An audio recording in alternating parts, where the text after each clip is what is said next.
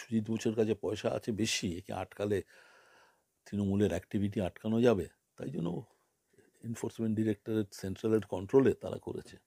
না সুজিত, দেখো সুজিত বোসকে তো বলা যাবে না যে যে খুব সৎ লোক বা অসৎ লোক, যাই হোক স্ট্রেটওয়ে সৎ বলতে পারবে না, কারণ যেভাবে ওর রাইজ, ভালো ব্যবহার এই আর কি। কিন্তু তৃণমূলের খুব কম লোকই আছে যার রাইজ খুব মানে দুর্নীতি মুক্ত, খুব কম লোক আছে। এই রোল বিক্রেতা প্রসঙ্গে এটা নিয়ে বিতর্ক যে রোল বিক্রেতা থেকে কিভাবে কোটি টাকার দুর্নীতি।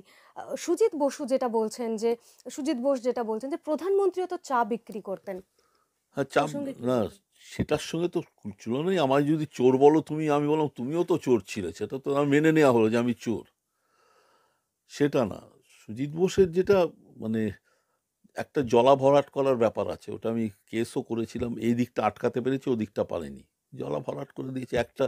ধরো জলা না থাকলে, এই জলাটা থাকলে একটা বাড়ির হয়তো এন্ট্রেন্স ওই ভিতর দিয়ে ঢুকতে হতো, যে হয়তো 10 লাখ টাকা কাটা, যে মুহূর্তে জলাটা ভরাট হয়ে গেল কোটি টাকা কাটা হয়ে গেল সেখানে আছে।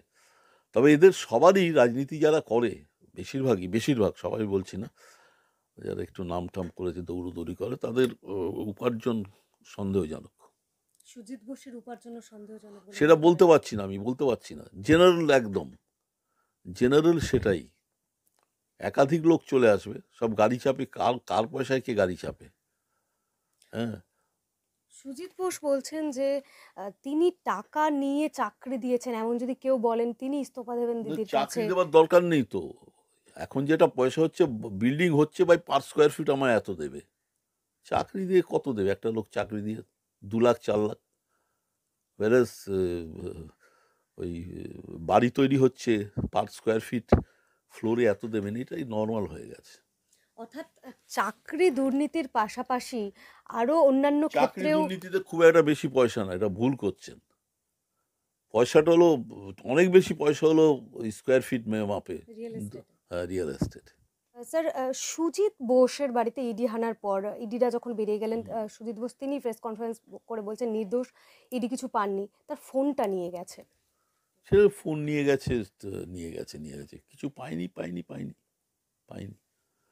তবে সেন্ট্রালেরও তো মানে যারা পাঠাচ্ছে তাদেরও তো উদ্দেশ্য আছে সুজিতকে বধ করো, কারণ সুজিত পয়সা আছে পকেটে, খরচা করে তৃণমূলের হয়ে।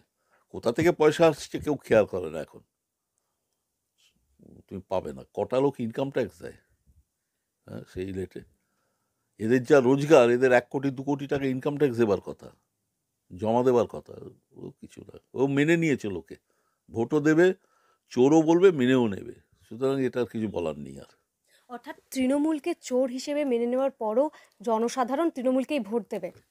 আমি চোর হিসেবে মেনে নেওয়ার ব্যাপার না, এখন চুরিটা কোনো ব্যাপার না, যে কোনো দলেরই চুরিটা কোনো ব্যাপার না, সে কত খরচা করতে পারবে। এখন মানুষের কাছে পৌঁছচ্ছে তৃণমূল, ঘর বাড়ি তৈরি হলে ঠিক আছে তুইও ভাগ পাবি, ঠিক আছে। স্যার, শেখ শাহজাহান, তার বাড়িতেও তল্লাশি চালাতে গিয়ে ইডি আক্রান্ত হয়েছিল, 9 দিন পার, এখনো সে অধরা, এই নিয়ে কি বক্তব্য? এটা তো, ওর তো এলাকায় হোল্ড আছে, খুবই হোল্ড আছে। এখন ইডি তো এগোচ্ছে সামনে 2024-এর ইলেকশন, তৃণমূলের টাকাটা যাতে আটকে যায় সেই জন্য এইসব লোকদের বাড়িতে রেড করছে, যাদের সন্দেহ করছে যে এদের কাছে প্রচুর টাকা আছে। সেটা সুজিত বোস হতে পারে, ভাবছে অনেক টাকা আছে, ইলেকশনে ইউজ করবে তৃণমূলের হয়ে, তাই জন্য। অর্থাৎ মূল কারণটা দুর্নীতির বিরুদ্ধে না নয়, না না না, আসলে এটা ওই ভোটের লড়াই। ভোটের লড়াই, বিপক্ষকে কি করে বিপদে ফেলতে পারবো, ফিনান্সটা আটকে দাও, ফিনান্স, এইটাই লড়াই হয়ে গেছে। এটা নয় যে যে সততার জন্য এই সেন্ট্রাল গভর্নমেন্ট এগুলো করছে, একদম।